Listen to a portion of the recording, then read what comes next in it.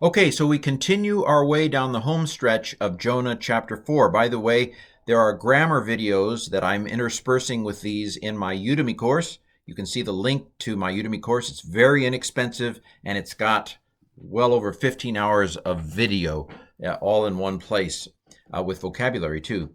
So, little plug there. Jonah 4:4. See if you can pronounce this. Here's how I would pronounce it. Vayomer Yahweh Hiph'il kara lach. Okay, what do you recognize? Well, Vayomer we've seen over and over and over and over again. Hopefully, you knee-jerk. And he said, and he said, and he said. Vav patak doubling, it's converted imperfect. Yod, it's third masculine singular imperfect. Amar, to say. And I haven't really done a video on it. I might before this is over. But there are a number of first aleph verbs, about 5 key first aleph verbs that have a holum in the converted imperfect. Who knew?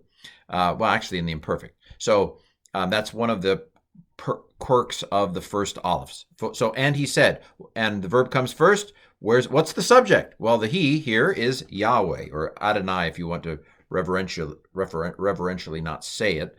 But this is the name of God. And Yahweh said, and what did Yahweh say? Quote, let me go ahead and bring in the translation for you. And said Yahweh, and Yahweh said, Hiph'il.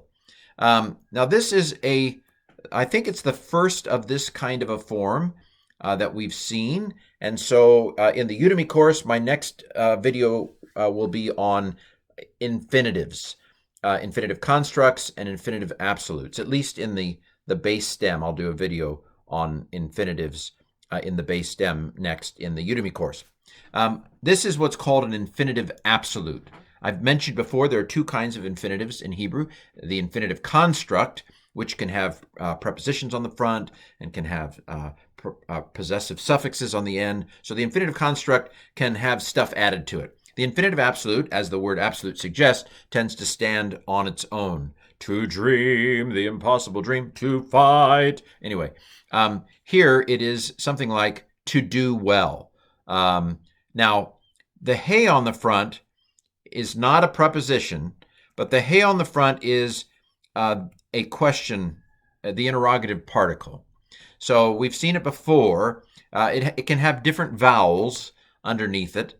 In this particular instance, it has a patak, possibly because gutturals, hey is a guttural, and gutturals like A-class vowels. That's one of the obscure rules. So this is the question mark, and that's where the is came from. Is to do well, it to you, that it burn to you. Is it good for Nineveh to just blow up? You like things blowing up, so you should be a chemistry major. But there are people here.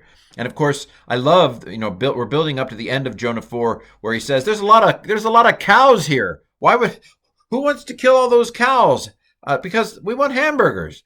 But anyway, and Yahweh said, is it to do well that it burned to you? And this is bad English, but it's good Hebrew. And we have to remember that just because we don't like the way it's structured in English doesn't mean it was bad Hebrew. That's very ethnocentric, linguocentric, if there is such a word. So the hey on the front is the question mark, is. And then, hey, call the palace. No, sorry, that's a different word. Hey, tail is the Hiph'il, so that H there is the H stem, which is normally a causative stem. And then yatav, you know the word tov? Tov is good as an adjective. If you make it into a verb by putting a yod on the front, yatav, it becomes to be good. It's a stative verb, the state of goodness, to be good. So that sometimes happens with adjectives. You can make them into verbs by putting a yod on them or something. So yatav is to be good. To cause to be good, really, this is one of those instances where just look it up. Just look up yatav in a dictionary and see what it means in the H stem, for example. Here, it just is basically like, is it really good for you that it burns to the ground? That's basically what he's saying. We get the sense of it, even though the structure is not very English. So the hey on the front is the question mark. The second hey is the sign of the Hiph'il or H stem, the causative stem, and then yatav is to be good. And this is the infinitive construct, to be good. Again, just because it's an infinitive in Hebrew doesn't mean that we have to translate it to be good. We can find a better English translation. Now, even though I'm not showing it to you on the screen, the normal form of a basic infinitive absolute, basic G stem, call stem, is a kamatz under the first letter and a holum after the second letter. So if you remember the infinitive construct, and again, my next video in the course will be on these, but the infinitive construct, its default form is a shavah under the first consonant and a holum after the second consonant. So infinitive construct, shavah holum, infinitive absolute, kamatz holum. But you might be saying, well, why are you telling me this? Because none of it's here. And it's true. This is an obscure form. If you have an infinite brain space, go ahead and memorize, the seri after the second consonant and the hey on the front, that this is a Hiph'il of an infinitive absolute, yay, with a seri. But I don't have it memorized. This is one where either look it up or just kind of feel it from the context. So is it to do well? It burned. So kara here is simply third masculine singular call perfect of kara. This is like the dictionary form of the word. It burned. And then lak is to you. La is to, and then the ka. I know it looks like it's a second feminine singular, but it's actually second masculine singular.